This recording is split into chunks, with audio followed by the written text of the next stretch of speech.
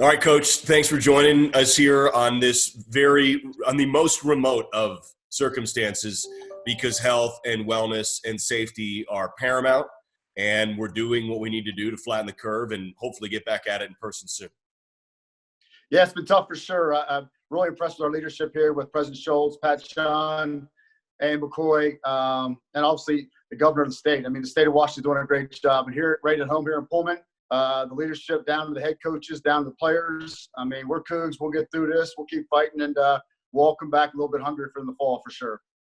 What has this meant logistically for soccer? I've spoken now with a lot of spring sports coaches who have had pauses to their season. You went all the way to the Final Four, the College Cup, but you had an off season, and maybe now you were headed into the beginnings of what would be the next season. So what has this meant for your sport in terms of this pause on everything? Well, it's definitely a question mark that the coaching staff has for the players. And I think that's normal, meaning you go all the way to the Final Four, you come back this spring, and the eye test saying, okay, we're fit, we're hungry, we're doing a great job in the weight room, and we get one game in and we take care of business, and then everything shuts down. So now the question marks come in. Are we going to be the team that's going to still have that fight we did in the fall, or are we going to act like we're too cool for school? I mean, that's the question. In today's day and age, you don't know. So I like where we were when this all got dismissed. But that's a big question mark when we move forward. We got a mature group. We got a lot of returners, and I'm excited. And I know this group of kids, but anything, this group is resilient for sure. So I think this is going to add to a little bit more of a chip on our shoulder for us. Have you communicated with them about staying on goal and eye on the prize in terms of be healthy, be safe, but this is the work that we can do to be ready in the fall in terms of staying fit, because we can go outside and run, and we can do certain things at home. How much communication has there been in that regard? Absolutely, Chaz. You're right. I mean, fitness is key. I mean, we could all sit here and everybody can go outside and have the ball on a wall, basically, I'll say. But you're going to need to be fit. You're going to need to find ways to get some strength back, whether it's body weights, whatever they're doing, that our strength coaches are providing for them. But if we don't come back fit, then there's some question marks. I know we will come back fit. I mean, yes, we want to get better on the ball and technically as a team, but I think maturity is good for us. We got a staff that's returning, and we got a bunch of hungry players. So I'm confident that they're going to get their work done before they come back. You mentioned the staff. What's the update on the staff?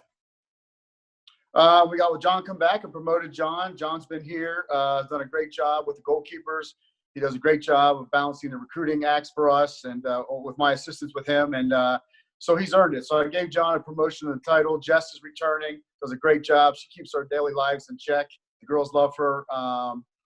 And then we added Kevin Boyd. Kevin Boyd will be our assistant coach now. Kevin's a long-time head coach, 10 years at Cal and 10 years at Arizona State. So with that being said, we got some more I'm going to say some more seniority on our staff, okay? And we all been there, done that. We're definitely on the right track. And, Kevin does a great job. He's been in the club scene for a while after he left Arizona State. So he's got a hot ticket right down to Southern California, one of our tickets outside the state of Washington for recruiting. How much do you feel like last year has continued this incredible ascension for the whole program? And then I guess really the point of my question here is, how does that lead into this year? Is that something where you go, boy, what a run, and now let's try to re-rack it and rebuild it again? Or do you go, let's go back to the Final Four, let's do it again, let's try to win a national championship?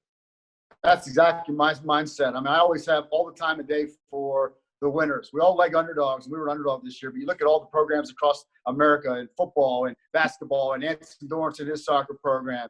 The fact that they can keep winning is impressive, and that's my goal here. I was brought here to win, and that's what I plan hopefully to do.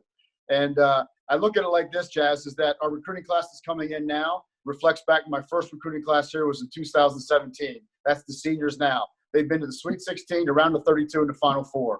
So the projection is we're on point, okay, and heading in that direction. And now we bring another class that I think on paper has potential to do what that 17 class has done. Wow. Yeah, that's a lot. That's a lot of continued success. It really is an incredible run. Who in this class do you think fits right in? Is there a period of time where you think a freshman needs some time to develop before you expect production and results? Is it more about returners? Are there some in this class? What do you envision on the pitch next year? Well, we're going to have 8 returner starters back. Okay, you always hope to return a lot of starters. I mean, youth is great, and but they're going to make some young and dumb, immature decisions, both on and off the field. That's the reality. That's life. Is there players? Absolutely, from top to bottom. I do feel like on paper, if not our most potential top class, it sure is going to compete for that. You talk about the story player in Trinity Rodman, who's the #1 forward in America right now, who's coming in. Her World Cup hopes of playing this summer is obviously gone out the door because of the cancellation of the tournament. But Trinity's one of the top forwards in America. And we're adding 4 other forwards in that class, from Melissa Gray out of Seattle to Margie out of Arizona. We've got, Jayla Land out of California as well coming in, slammers. And then we have Marin Wielding coming in.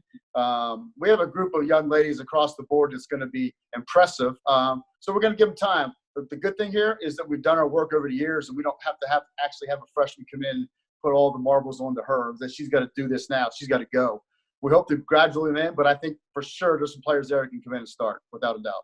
There's been a lot of success across all of Washington State athletics, but there's been maybe no more successful program in the country in the sport. You know, what you're doing and what you're trying to do, and be safe and be well. And everybody's excited to see what comes of this year's team and try to go win a national championship. It's really an amazing run. I appreciate you, Chaz. Thanks for all you do for our program and the university here. You're the man. I always enjoy listening to you, and keep up the great work too, buddy. All right. Thanks, buddy. Go Cougs. Thanks, man. Go Cougs.